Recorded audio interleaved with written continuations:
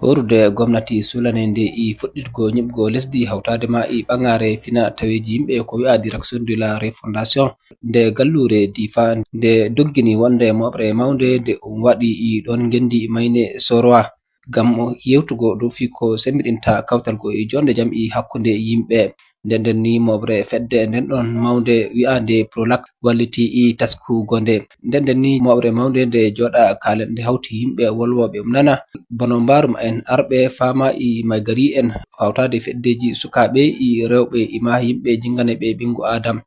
To e nder balɗe ɗiɗi hawti waɗi gewta dow no watta heɓa fahama ko waɗata jonde jam sembiɗa e nder gallure nden nde Difa. Sidde ko wolwata e waje omtol nden jonde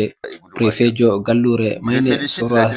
Souleymane Mala Iddo o mani gongo nyuma ngo hurde nden nde gomnati nde sulane nde ñimtago lesdi to wi ko sako wala iri nenne hawrinde nde joɗa kalen ɗum fi ko gomnati tefata kamma ɗum wallitoto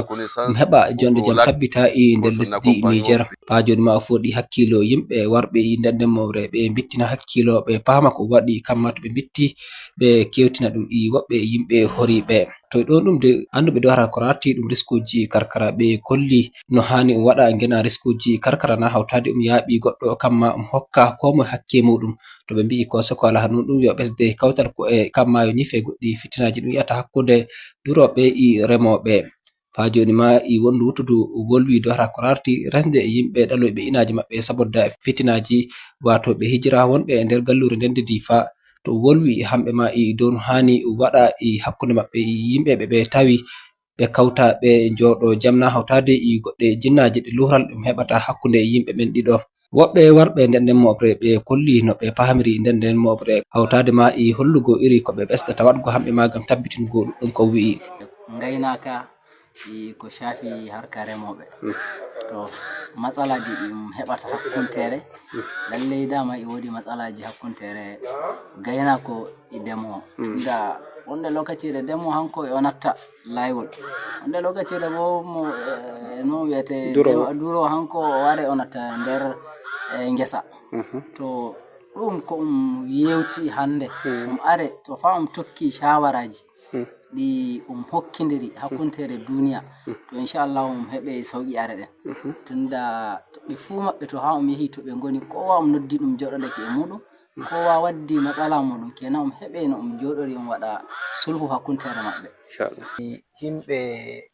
ɓe fitina dogginoy ngarti lesdi mayne daga sit garin Bororo Chenal min fu yeso en inaje ɗen min keɓi yalɗirgo to haala jonde jam ɗum waɗi bolwi haala hakkunde duroɓe e remoɓe ɗum haala ka min neɓi min jiɗi ka wolwe dow amen ga ɗume en jiɗi fulɓe waynaɓe duroɓe ɗum ittana ɓe burti laabi ɗon to ɓe tokkata to ɓe ɓangay wonani koda to ɓe keɓi kilo 10 funi ɓe keɓa e wodi to ɓe koɗata ɓe shonta kamma ɗum wona ɗum hauti ko'e remoɓe e waynaɓe ɓe kawta ko'e ga jaren lesdi me en Niger yeso. Waɗgo iri ɗeɗɗe mawɗe ɗe joɗa kalen ko sako wala haɗe gadde wallide sosai fuɗɗita nyiɓa jonde jam e nder gallure Difa gallure lattinde nde soyi jonde jam daga hitande 2015. Kero rahoton ngol woni ɗo Mamma Idrissa Kode Radio International daga gallure Difa e lesdi Niger.